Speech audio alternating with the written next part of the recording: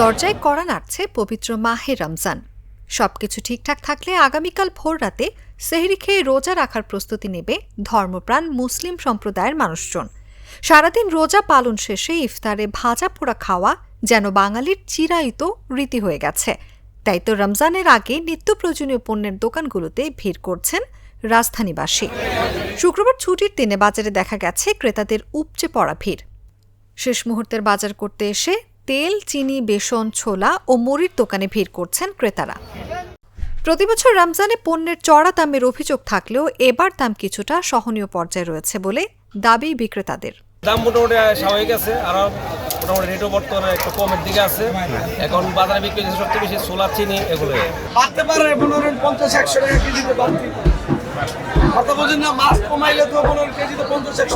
না রমজান এই মই মানে কলেস্ট্রল ঢুকাই ভালো মানে তো সাবুদ হচ্ছে এই একটু বাড়তে পারে। রমজানের উপলক্ষে চলতে আছে আপনার ছোলা, খেসারি, বেসন, এই তিনটা আইটেমের বেশি। আর তেল তো ক্রাইসিস।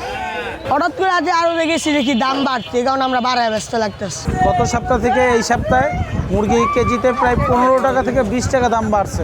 তবে ক্রেতারা বলছেন কয়েকদিন আগেও সব পণ্যের দাম স্বাভাবিক থাকলেও রোজার অজুহাতে দাম বেড়েছে বেশ কয়েকটি পণ্যের।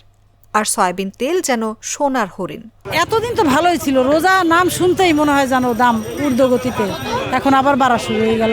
যারা মধ্যবিত্ত এদের অবস্থা তো শোচনীয় হয়ে যায়। সবকিছু সহনীয় পর্যায়ে আছে এরকম কিন্তু না। যেমন ডাল, চাল, তেল তো পাওয়াই যাচ্ছে না। মুরগির দাম বেশি, মাংসের দাম বেশি, খেজুরের দাম বেশি। এদিকে সরবরাহ কম থাকার অজুহাতে কিছুটা বেড়েছে মাছ মাংসের দাম। শুক্রবার বাজারে প্রতি কেজি গরুর মাংস বিক্রি হয়েছে 800 টাকা করে, আর ব্রয়লার মুরগি বিক্রি হয়েছে 210 টাকা দরে, আর দেশি মুরগি বিক্রি হয়েছে 650 টাকা প্রতি কেজি। এছাড়া মাছের দামেও বেড়েছে বাড়তি দামের ছোঁয়া। মাছের দামটা একটু বেশি, মানে সামনে রোজা আবার বন্ধের দিনে একটু দাম বেশি থাকে। রবিবারের থেকে আবার একটু দাম কমে, 20-50 টাকা 100 টাকা বাইরে জায়গা মাছের দাম বন্ধের দিনে। সবাই কিনে এক লগে, আমরা কিনে আনি 50-100 বেশি দিয়া। পেঁয়াজ, আলু ও রসুনের বাজার কিছুটা স্বাভাবিক আছে বলে জানায় ক্রেতারা। কিছু জিনিস আছে কম, যেমন আলু, পেঁয়াজ কিছু কম, সবজির দামও বেশ কিছুটা কম, কিন্তু তারপরেও যে মোটামুটি আর কি মিডিয়াম, সন্তুষ্ট। ব্যবসায়ীরা বলছে রমজান ও সাপ্তাহিক ছুটির দিন একসঙ্গে হওয়ায় পণ্যের মূল্যে ওঠানামা করবে আরও কয়েকদিন।